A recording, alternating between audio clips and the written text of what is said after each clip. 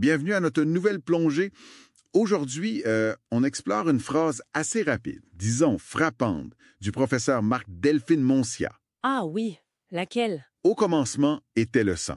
Le sang était avec Dieu et le sang s'est fait matière. Ça fait réagir, hein? Ouf, oui, effectivement. Puis c'est pas juste une belle phrase, là. C'est vraiment le cœur d'une pensée cosmologique, même théologique, assez complexe. C'est ça. En gros, il relie les Écritures, surtout Jean puis l'Apocalypse, mais avec une grille de lecture qui vient de l'hermétisme, puis aussi d'une vision vitaliste africaine. OK. Fait que notre but aujourd'hui, c'est de décortiquer ça. Qui est Moncia? Pourquoi remplacer le logos, la parole divine, par le haïma, le sang? Puis comment ça change la lecture de textes comme l'Apocalypse? Quelles sont ses racines africaines aussi? On va se baser sur une analyse assez poussée de son travail. Bonne idée. Pour comprendre cette formule, le sang s'est fait matière, faut d'abord savoir qui est l'auteur. Marc Delphine Moncia, c'est pas n'importe qui. Il a comme deux chapeaux. Ah oui? Explique. D'un côté, c'est un physicien, professeur titulaire à l'université d'Abomey-Calavi, au Bénin. Il travaille sur des systèmes complexes, des équations dynamiques, du solide, très scientifique. La rigueur scientifique, donc. Exact. Mais de l'autre côté, il est aussi très versé dans l'hermétisme, les traditions initiatiques, la recherche des principes cachés derrière les choses. Il a beaucoup étudié le voodoo béninois, par exemple, pour y trouver un savoir profond, ésotérique. Physicien et hermétiste. C'est un mélange intéressant. Comment il fait pour entre les deux? Justement, c'est là que sa phrase clé entre en jeu. Le sang, pour lui, c'est le principe vital, l'énergie fondamentale. Ça vient beaucoup des traditions initiatiques, du vitalisme africain aussi. OK. Le sang comme vie. Puis l'expression « c'est fait matière », ça, c'est l'événement cosmique presque physique. C'est comme s'il utilisait sa formation scientifique pour décrire un processus métaphysique. Une physique de la métaphysique, comme tu disais. C'est puissant comme idée. Surtout quand on pense au texte de Jean, hein? Au commencement était la parole, le logos, le verbe, la raison divine qui organise tout. Précisément.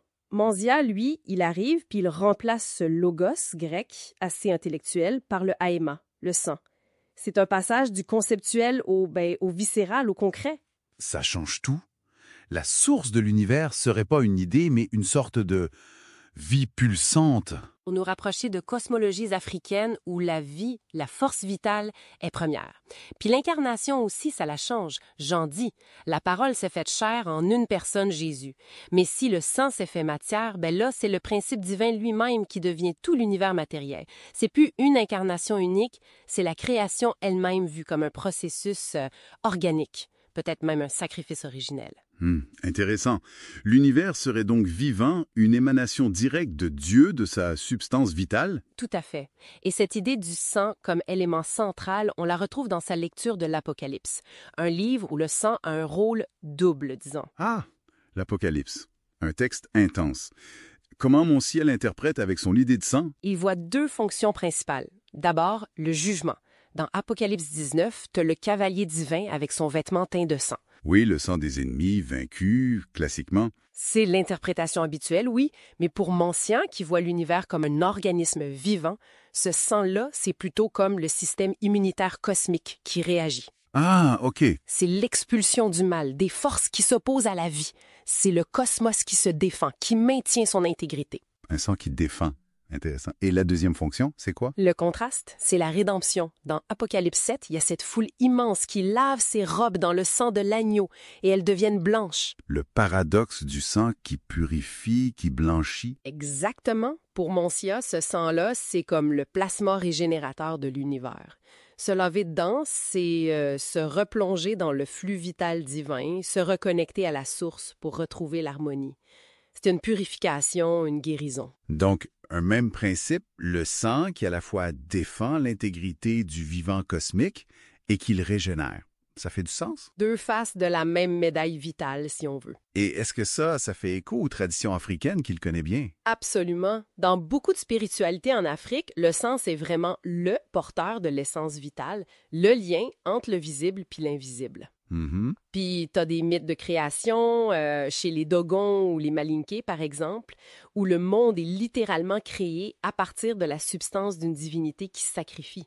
Ça résonne pas mal avec « le sang s'est fait matière », non? Ah oui, clairement, on voit le lien. Le vaudou aussi, avec son idée que tout est lié, que tout est flux d'énergie vitale, ça va dans le même sens d'une vision holistique. OK. Donc, on voit bien la synthèse qu'il propose, une cosmologie où la vie est première, peut-être d'inspiration africaine, mais exprimée avec des concepts de la théologie chrétienne. L'univers comme un grand organisme vivant, issu de la vie divine elle-même. C'est exactement ça. C'est une relecture assez radicale qui déplace le fondement de tout, de la raison, le logos, vers la vie, le haïma. En gros, Monti nous propose un univers hématocentrique. Hématocentrique, j'aime ça. Le sang comme source qui devient matière et qui crée un cosmos vivant, qui se maintient, qui se défend et se purifie. Et ça nous laisse avec une question assez vertigineuse pour terminer. Si l'univers, c'était pas juste une machine bien ordonnée par une raison supérieure, mais plutôt l'émanation vivante, le corps même d'une vie divine qui pulse et se régule, quelle serait notre place là-dedans, notre rôle dans cette immense réalité vivante? De quoi réfléchir, assurément.